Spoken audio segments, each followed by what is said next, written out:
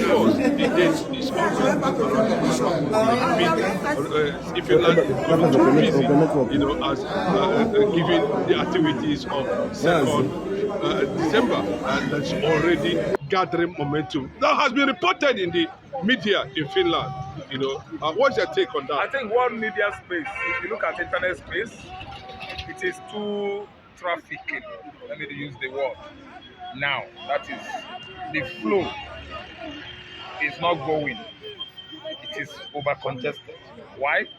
Because all roads lead to Finland, Scandinavian country, courtesy Biafra referendum that is going to be held, it's going to hold on 2nd December in Finland. And I tell you that Simon Ekpa has done humanly well. Anything humans can do that is possible to bring Biafra alive, even on the absence of NK Mazin Namdekan. Simon Ekpa was even more resilient when Namdekan was there. He worked tooth and nail, down the clock, day and night, every second, to make sure that Biafra breathes. If left alone, all these governors, all these political elites in the southeast, Ato Ezenuko, the one that had birthday yesterday, a billionaire, the owner of this Atlas Satino Genewane oil in Saitome. He was 76 yesterday. Biafra would have gone down. We will only be celebrating our treasure, the richest man. We will only be celebrating John Emeka Nanam, the richest man. We will only be seeing our brother, blessed memory, so rest in peace, the billionaire. And Ihenebe, Biafra still remain there. Because the main man that is an achiever, a moving force, a formidable force that can turn the lion hearts into sugar is down there. Languishing in agony. Let me use the word agony. Because I have never seen a man that has not moved from one place to place for four years. And he's telling you that the 50th year is coming, that he will not die. He was very, very outright about it. He did not miss his word. He spoke so meticulously, convincing people to not worry about it, that he's going to survive the 50th year. His name is Mazen Nandika. He would have died if not that Ekpa. God brought Ekpa to help Nandika, to help people out of trauma. Nandikano's incarceration cost us. Well, he was busy checkmating the excesses of the federal government, while others were busy enjoying their political boots in our appointment, loot and the leggers, and the rest of them. But this young man, a small boy, look at how smart, look at how young, look at how intelligent. He took it upon himself, deny himself most of the pleasures we have around nowadays. He became, I don't know, he became a menace to the entire country, Federal Republic of Zoo, called Nigeria. He actually has been at least showcasing Biafra, marketing Biafra to the entire globe, for the people, the world to see. And actually, I like his apprehension in Finland. Do you know why I like it? It brought the attention of the globe more to the Biafra emancipation. What our youth, our mother, our fathers are going through in the southeastern hemisphere of the country, and the media representatives of the Asorok presidency are what playing it down as if nothing is happening in the southeastern Nigeria. Yet, God, being whom He is, He blew it out of proportion by projecting someone like Simon Ekpa Njoku to tell the world, because that gentleman, he is so eloquent and he has the lion heart and also a fearless man. He was busy intimidating and bringing the morale of Nigerian government down by day, by second, by minutes, even by months, years. He is there, bombarding federal government of Nigeria. Immediately, they kidnapped Nnamdi Kanu from Nairobi, another son, yes, from the southeast. His name is Simon Mazi Njoku Ekpa. He was the one that was illuminating Biafra what image, a monumental nobleman. He actually did it, if you ask me. Leave what is going on currently for Simon Ekpa. He's the one that did it. He did not sleep one day. He did not blink his eyes. He was busy telling the story, singing and dancing as well. I don't know what understand. Sending and going.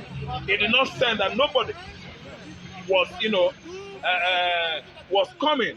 He sends. He goes. I don't know what understand. After going, he comes.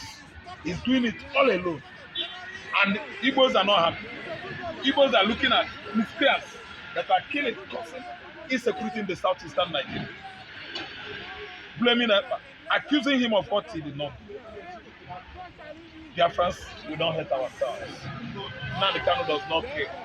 Simon Ekpa does not care. Igbo man does not care.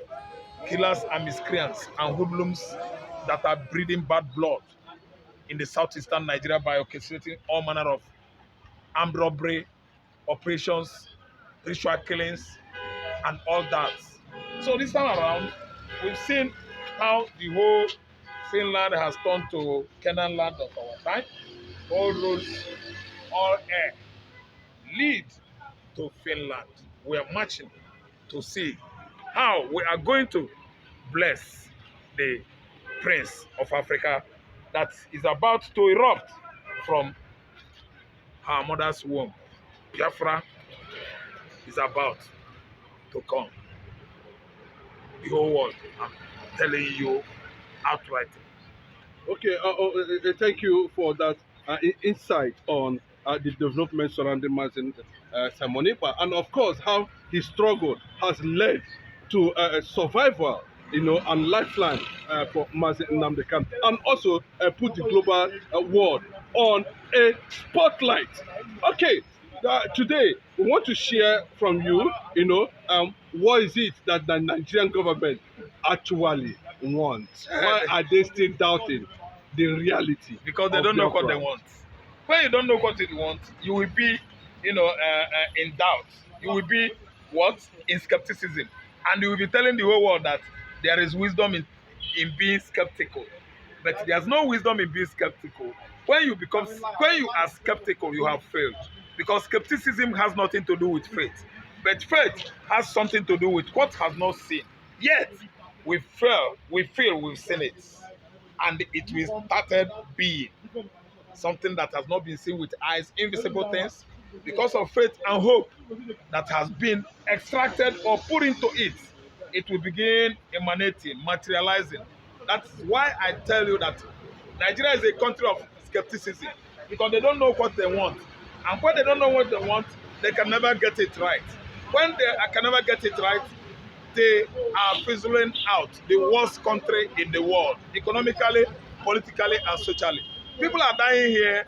Nobody has been able to come and tell us who are the ones sponsoring terrorism in the northern Nigeria until Dubai Prince from UAE actually recorded their name in their large numbers. I think they said, I suppose they are up to 350 in number.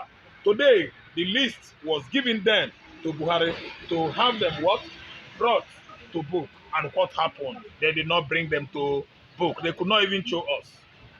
They turned their back on that.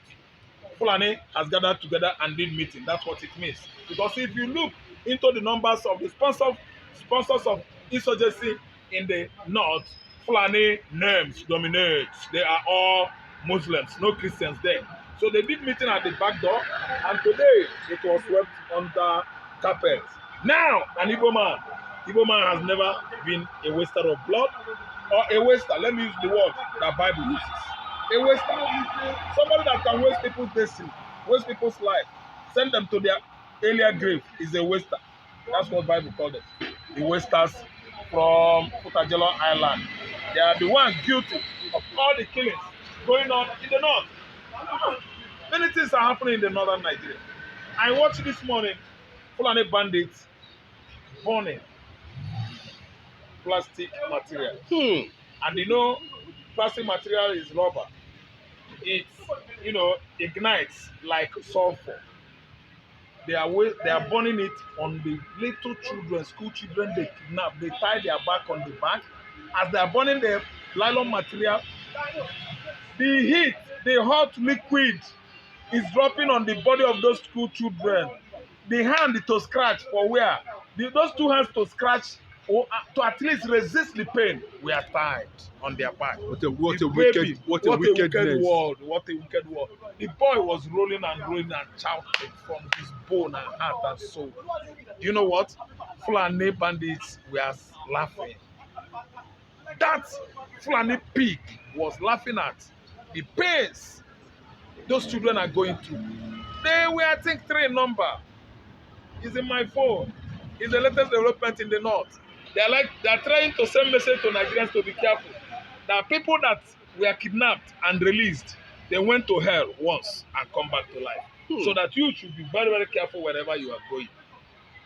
To be kidnapped and be released is a journey to hell that later, recoil back.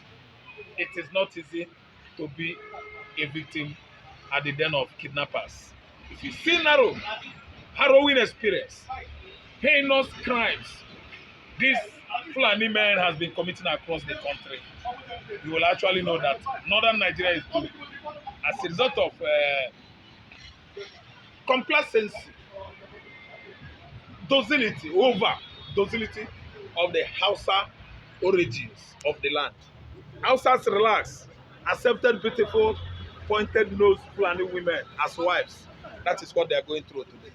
Delilah, spirit of Delilah, finish Hausa. Because Fulani women, they are very beautiful. Can you compare them with Ethiopian women? Maybe. Because I know that Fulanis, they are very. See, Fulanis, that there are types. There are species, so there are white Fulani. If you see them white color, there are brown Fulani. There are black Fulani. If you want to see black Fulani, go to Senegal. Very black. The beauty of Fulani women attracted the Hausa local kings or chiefs during the era of 12, 13, 14, 15, 16, 17th centuries. And the Fulanis continued their what? Sex evangelism